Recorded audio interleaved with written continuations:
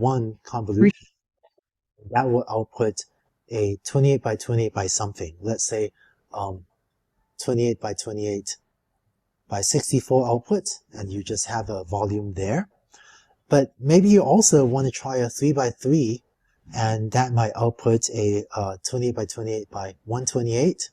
And then what you do is just stack up this second volume next to the first volume. And to make the dimensions match up, let's make this a same convolution. So the output dimension is still 28 by 28, same as the input dimension in terms of height and width, but 28 by 28 by, in this example, 128. And maybe you might say, well, I want to hedge my bets. Maybe a 5 by 5 filter works better. So let's do that too, and have that output a 28 by 28 by 32. And again, you use the same convolution to keep the dimensions the same. And maybe you don't want a convolutional layer. Let's apply pooling, and that has some other output, and let's stack that up as well. And here, pooling outputs 28 by 28 by 32. Now, in order to make all the dimensions match, you actually need to use padding for max pooling. So this is an unusual form of pooling, because if you want the input to have height and width 28 by 28 and have the output, match the dimension of everything else also by 28 by 28, then you need to use same padding as well as a stride of 1 for pooling. So यहाँ तक किसी को कोई question हो?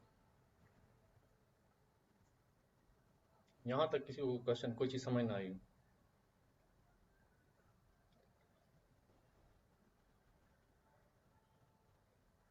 आगे चलें? जी हाँ।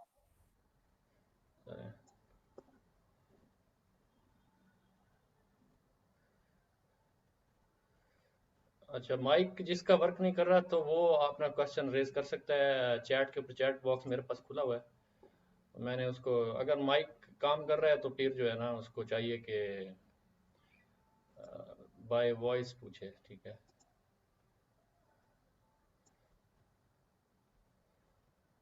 अगर माइक काम कर रहा है तो बाय वॉइस पूछें, अगर माइक नहीं काम कर रहा तो फिर राइट कर दें, ठीक है?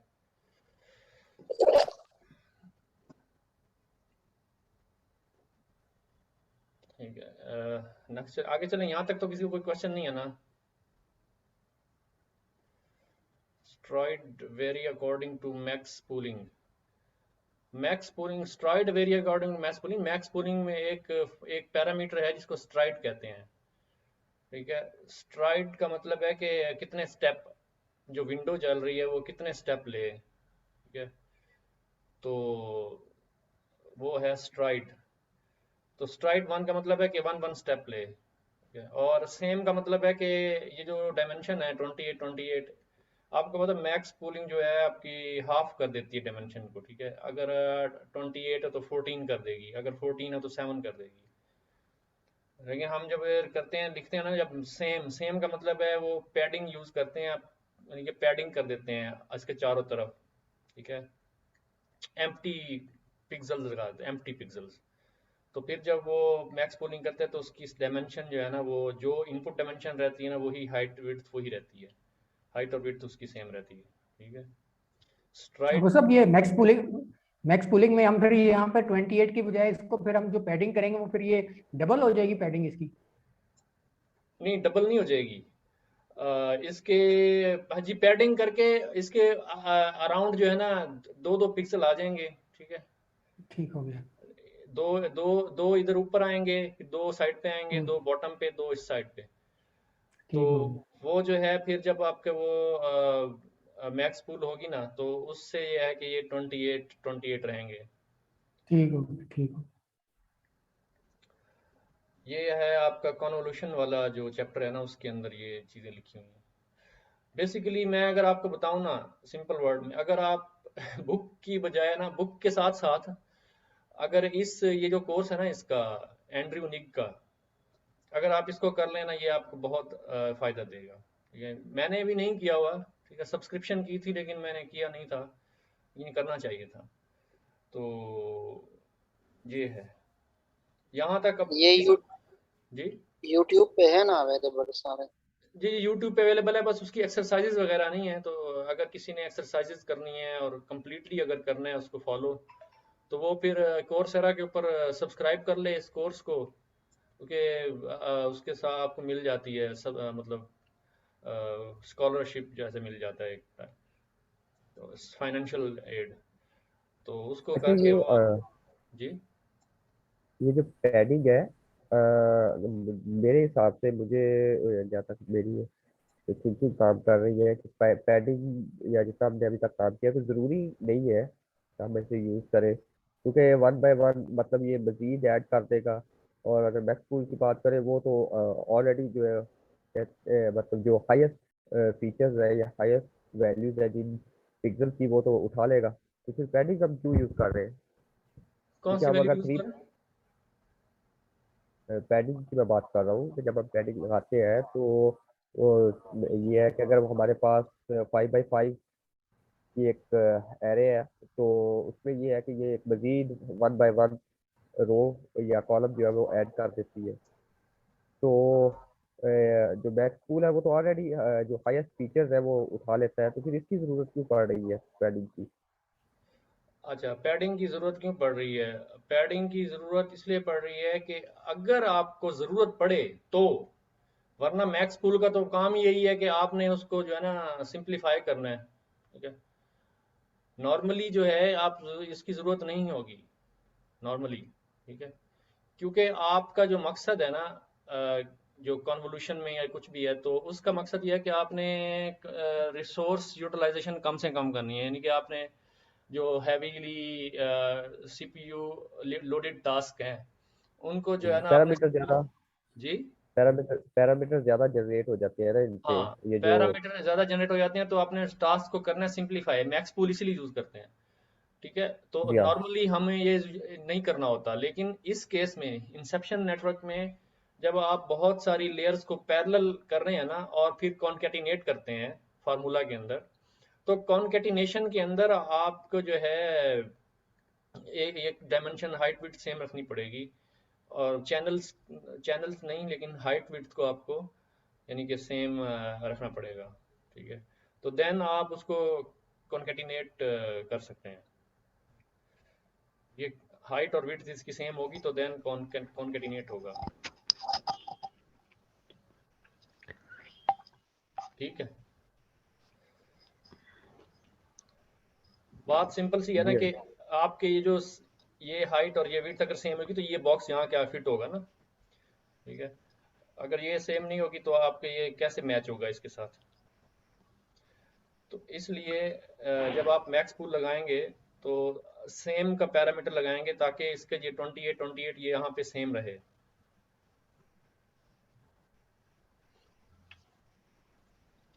ठीक है ना, कोई और क्वेश्चन? सर ये 1x1 3x3 5x5 ये क्या चीज है? ये आपका कन्वोल्यूशन है ना, यहाँ आपने क्या? फिल्टर जो लगाया 1x1 का लगाया, यहाँ 3x3 का लगाया, यहाँ 5x5 का लगाया फिल्टर। ठीक है, ठीक है। फिल्टर एक आपका एक मैट्रिक्स होगा ना, 5x5 का, 1x1 का 5, 3x3 का, 5x5 का। ठीक, सही है सर, समझ गया वो, हाँ लेन में निकल गया था। तो कोई और क्वेश्चन? ठीक है, आगे चलें, चलें आगे चलते हैं। This detail might seem a bit funny to you now, but let's keep going. And we'll make this all work later. But with a inception module like this, you can input some volume and output, in this case, I guess if you add up all these numbers, 32 plus 32 plus 128 plus 64, that's equal to 256. So you would have one inception module input 28 by 28 by 129 and output 28 by 28 by 256. And this is the heart of the inception network, which is due to Christian Zagady, Wei Liu, Yan Qingjia, Pierre Semny, Scott Reed, Dragomir Angelov, Dmitry Erhan, Vincent Van Kook, and Andrew Rabinovich. And the basic idea is that instead of you needing to pick what of these filter sizes or pooling you want and committing to that, you can do them all and just concatenate all the outputs and then let the network learn whatever parameters it wants to use, whatever combinations of these filter sizes it wants. Now, it turns out that there's a problem with the inception layer as we've described it here, which is computational cost. On the next slide, let's figure out what's the computational cost of this 5x5 filter resulting in this block over here. So just focusing on the 5x5 part on the previous slide, we had as input a 28 by 28 by 192 block, and you implement a 5x5 same convolution with 32 filters to output 28 by 28 by 32. On the previous slide, I had drawn this as a thin purple slice, but I'm just going to draw this as a more normal looking blue block here. So let's look at the computational cost of outputting this 28 by 28 by 32. So you have 32 filters because the output has 32 channels, and each filter is going to be 5 by 5 by 192.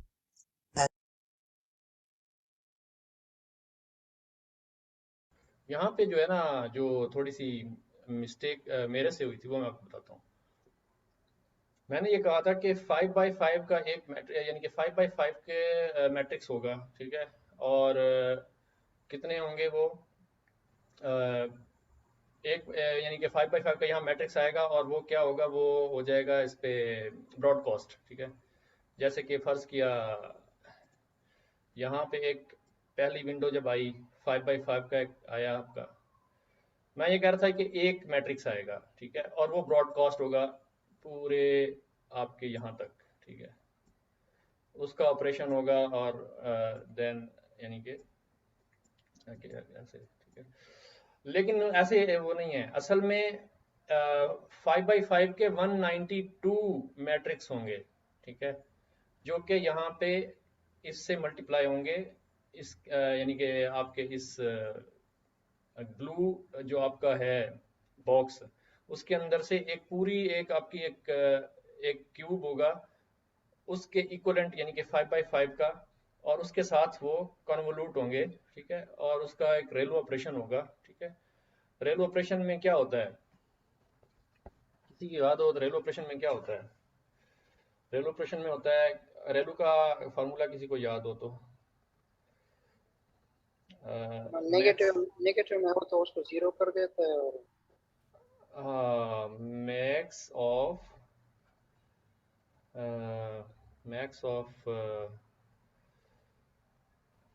0 और 1 same value. क्या इसमें वो होता है ना, पर जो negative होगी ना उसको जीरो कर देगा, और जो बाकी वैल्यू होगी उसको सेम एट रहने देगा। ये ऐसे होगा शायद, यानी कि जो आपका mx प्लस b है, ठीक है, एक मिनट, रेलू का हमने उसमें फार्मूला जो एग्जैक्टली देखते हैं ज़रा, उसके तहत चलते हैं, आपको याद हो तो आपके 5 into 5 का एक मैट्रिक्स, फिर दूसरा मैट्रिक्स, फिर तीसरा मैट्रिक्स, पीछे चलते चलते चलते 192 पूरे जो ये है, ठीक है। तो ये आपके यहाँ आएगा, और इक्वलेंट उसकी जो ब्लू कलर वाला है बिल्कुल वैसे ही एक क्यूब बनेगा उसके, और उसके साथ इसकी मल्टीप्लिकेशन होगी, ठीक है। तो देन उसमें बाइसिस ऐड होंगी, ठीक है। ये एक आपके इसमें क्या क्या ऑपरेशन हो रहा है, एक हो रहा है मल्टीप्लिकेशन, फिर एक हो रहा है कि एडिशन, ठीक है। तो इसमें कितनी एडिशंस और कितनी मल्टीप्लिकेशंस होंगी, अब वो हमें ये कैलकुलेट करके दिखा रहा है यहाँ पे, कितनी मल्टीप्लिकेशन कितनी एडिशन होंगी। अच्छा, अब हम अगर इसको देखें कि यहाँ पे जो पहली मल्टीप्लिकेशन मतलब होगी, इसमें जो है इसका रिजल्ट कितना क्या आएगा पता है आपको? इसका रिजल्ट क्या आएगा? सिर्फ एक नंबर, ठीक है, सिर्फ एक नंबर आएगा जो यहाँ पे आके बैठेगा, ठीक है। देन ये वाला क्यूब जो है आगे मूव करेगा, ठीक है, यही वाली चीज आगे मूव करेगी और फिर अगला अगला चंक उसके साथ मल्टीप्लाई होगा, ठीक है, फिर अगला चंक उससे मल्टीप्लाई होगा एंड सो ऑन, नीचे आ जाएगा, फिर नीचे फिर नीचे फिर नीचे ऐसे। तो अब वो हमें बताने की कोशिश कर रहा है कि यहाँ मल्टीप्लिकेशन ऑपरेशंस कितने होने हैं, ठीक है, अब हम देखते हैं आगे। And so the output size is 20 by 20 by 32. And so you need to compute 28 by 28 by 32 numbers. अब आपके पास यहाँ इस बॉक्स में टोटल नंबर्स कितने हैं, वो इतने हैं, ये 28 28 ये 28 28 और मल्टीप्लाई 32 इसकी डेप्थ, तो आपके पास टोटल नंबर्स इतने हैं। तो हर नंबर को जनरेट करने के लिए हमें एक मतलब कितने मैथमेटिकल ऑपरेशंस करने हैं, ठीक है। And for each of them, you need to do, this many multiplications, right? 5 by 5 by 192. So the total number of multipliers you need is the number of multipliers you need to compute each of the output values times the number of output values you need to compute. तो इसका मतलब है हमें जो multiplications करनी है, कितनी multiplication करनी है, ये हमारे रिक्वायर्ड नंबर्स हैं और इसको हर नंबर के लिए हमें यानी कि एक मल्टीप्लिकेशन का ऑपरेशन चाहिए, नहीं क्या, इसको हर एक नंबर को जनरेट करने के लिए इतने हमें मल्टीप्लिकेशन करनी है, ठीक है। तो this numbers multiply this number, तो ये आपका आता है कितना, 120 million. And if you multiply out all these numbers, this is equal to 120 million. And so while you can do 120 million multipliers on a modern computer, this is still a pretty expensive operation. On the next slide, you see how using the idea of one-by-one convolutions, which you learned about in the previous video, you'll be able to reduce the computational cost by about a factor of 10 to go from about 120 कभी-कभी मुझे लगता है मैं million. गलत जगह पे जो है ना वो अपना पोटेंशियल दे रही हूँ। एक मिनट प्लीज होल्ड करो।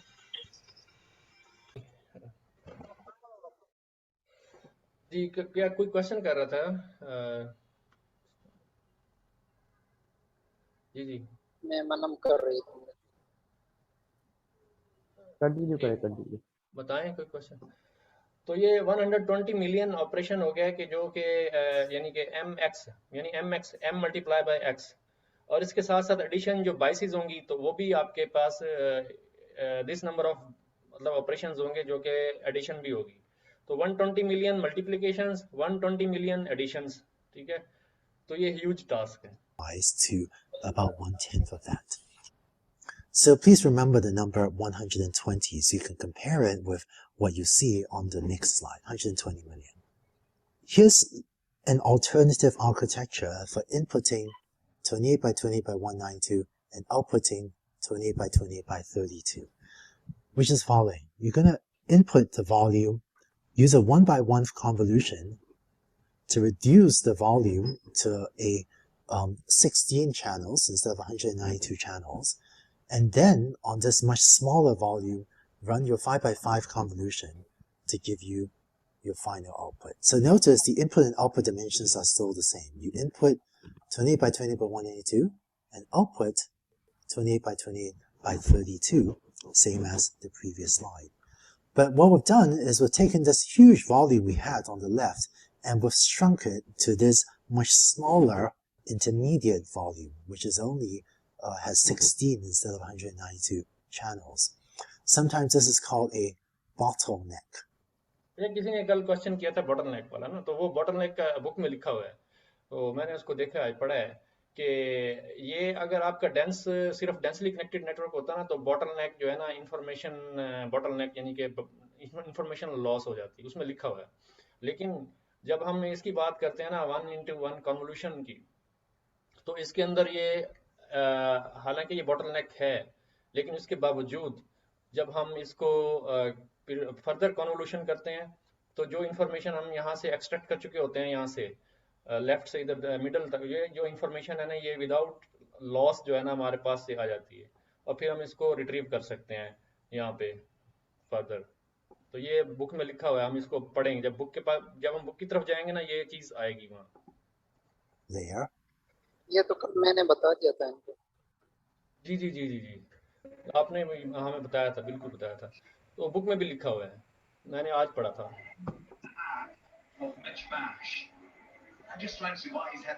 I guess because a bottleneck is usually the smallest part of something. Right? I guess if you have a glass bottle that looks like this, then this is, I guess, where the cork goes. Then the bottleneck is the smallest part of this bottle. So in the same way, the bottleneck layer is the smallest part of this network. We shrink the representation before increasing the size again. Now let's look at the computational costs involved. To apply this one-by-one convolution, we have 16 filters.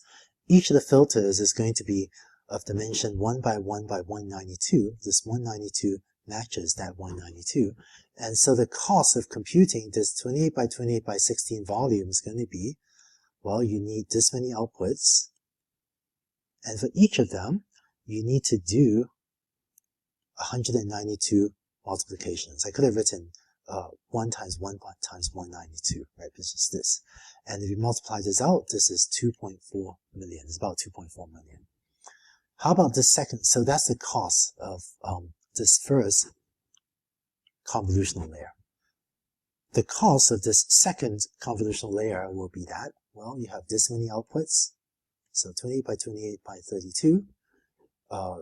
And then for each of the outputs, you have to apply a 5 by 5 by 16 dimensional filter. Okay, so 5 by 5 by 16. And you multiply that out is equal to 10.0.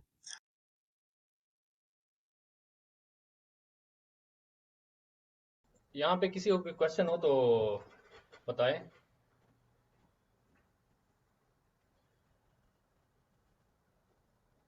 नहीं है question, आगे चलें। And so the total number of multiplications you need to do is the sum of those, which is 12.4 million multiplications. And if you compare this with what we had on the previous slide, you reduce the computational cost from about 120 million multiplies down to about 1/10 of that, to 12.4 million multiplications. Oh, and the number of additions you need to do is about very similar to the number of multiplications you need to do, so that's why I'm just counting the number of multiplications. So to summarize, if you're building a layer of a neural network and you don't want to have to decide, do you want a 1 by 1 or 3 by 3 or 5 by 5 or pooling layer, the inception module lets you say, let's do them all and let's concatenate the results. And then we ran into the problem of computational cost, and what you saw here was how using a 1 by 1 convolution, you can create this bottleneck layer, thereby reducing the computational cost significantly. Now, you might be wondering, does shrinking down the representation size so dramatically, does it hurt the performance of your neural network? It turns out that so long as you implement this bottleneck layer sort of within reason, you can shrink down the representation size significantly, and it doesn't seem to hurt the performance, but saves you a lot of computation. So this is the. तो इसने अभी यही बात की ना, आदिल भाई ने भी यही बात की कि बॉटलनेक जो इंसेप्शन नेटवर्क के अंदर हम जो बॉटलनेक क्रिएट करते हैं उससे इंफॉर्मेशन लॉस नहीं होती और इंफॉर्मेशन जो है ना हमारी फुली रिट्रीव हो जाती है दोबारा। ठीक है, key of these are the key ideas of the inception module. Let's put them together and in the next video show you what the full inception network looks like. In the previous video, you've already seen all the basic building blocks of the inception network. In this, जी जी मेरे ख्याल में sir इन videos को हम अलग अलग देख लेते हैं, बुक स्टडी कर लेते हैं ताकि वो क्विज वगैरह की तैयारी हो जाए। हाँ, अगर आप लोग सब इस तरह एग्री करते हैं बिल्कुल बिल्कुल। अब हम मेरे ख्याल में यहाँ तक जो आइडिया है ना वो काफ़ी है जो हमने कर लिया ना, तो अब हम बुक की तरफ चले जाते हैं। सही कह रहे हैं, ठीक है। तो ये तो नई वाली बुक है, ये है।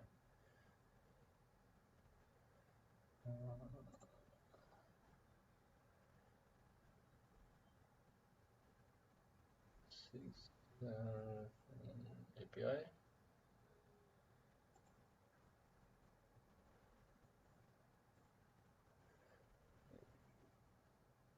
एक्सक्यूज मी सर, जी जी रेजिडुअल और इंसेप्शन में मुझे एक मतलब एक वन डेफिनेशन का डिफरेंस बताएंगे दोनों में?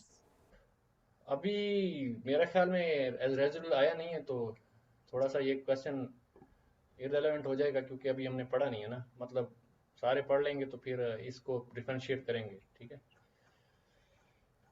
ओके। तो हम इसमें बेसिकली यहाँ आए थे इंसेप्शन के ऊपर, ठीक है। तो ये चीज़ बेसिकली हम समझने की कोशिश कर रहे थे ना, ठीक है। तो अब इसमें जो है वही चीज़ आई है ना, इंसेप्शन जो इसने यहाँ पे डिस्कस की हुई है, ठीक है। तो ये आप पढ़िएगा, और इसमें कोई प्रॉब्लम हो तो फिर इसको डिस्कस कर लेंगे, ठीक है। अब ये उसने वही किया हुआ है कि पहला ये आपके पास जो पिक्चर है, इसमें यहाँ आपके पास कॉन्वोल्यूशन 1:1 कॉन्वोल्यूशन, ठीक है। फिर आपके पास जो है इसमें स्ट्राइड 2 है, ठीक है। इसके अंदर आपके पास सिंपल कॉन्वोल्यूशन 2 1:1 कॉन्वोल्यूशन है। उसके बाद आपने एवरेज पूलिंग यूज़ की है विद स्ट्राइड 2, ठीक है। दैट मीन्स यहाँ पे आपके पास जो है रिड्यूस हो गई डायमेंशन। उसके बाद कॉन्वोल्यूशन 2D, तो यहाँ पे आपके पास हाफ हो गई, ठीक है। अब यहाँ पे एक ही इनपुट आ रही है सब जगहों पे, तो यहाँ पे भी आपके पास रिड्यूस हो गई डायमेंशन, यहाँ पे भी रिड्यूस हो गई, लेकिन यहाँ पे नहीं हुई। तो उसके बाद फिर आपने स्ट्राइड 2 यहाँ पे दोबारा यूज़ की ताकि इसकी डायमेंशन सेम हो जाए, ठीक है। और यहाँ पे फिर दोबारा स्ट्राइड 2 यूज़ की ताकि ये डायमेंशन आपकी, क्योंकि आपने डायमेंशन सेम करनी है, ठीक है। तो क्योंकि कॉन्केटिनेट तभी होगा जब आपकी जो है ना ये जो डायमेंशंस हैं आपकी वो सेम होंगी। जैसे हम आपको वो देख रहे थे ना, हाइट और विड्थ वो सेम रहें, तो इन द फाइनल आउटपुट जो है ना आपकी ये जो चार आपके पास ये आउटपुट आ रही हैं इधर से, तो इनकी जो H and W height width same होंगी तो तब कॉन्केटिनेट होगा ये, ठीक है, वरना नहीं होगा। अच्छा, तो ये आप पढ़ लीजिएगा, यहाँ पे ये कॉन्केटिनेशन हो रही है।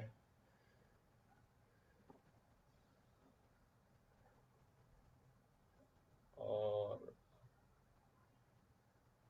इसको पढ़ने की ज़रूरत है या आप लोग इसको फिर पढ़ लेंगे?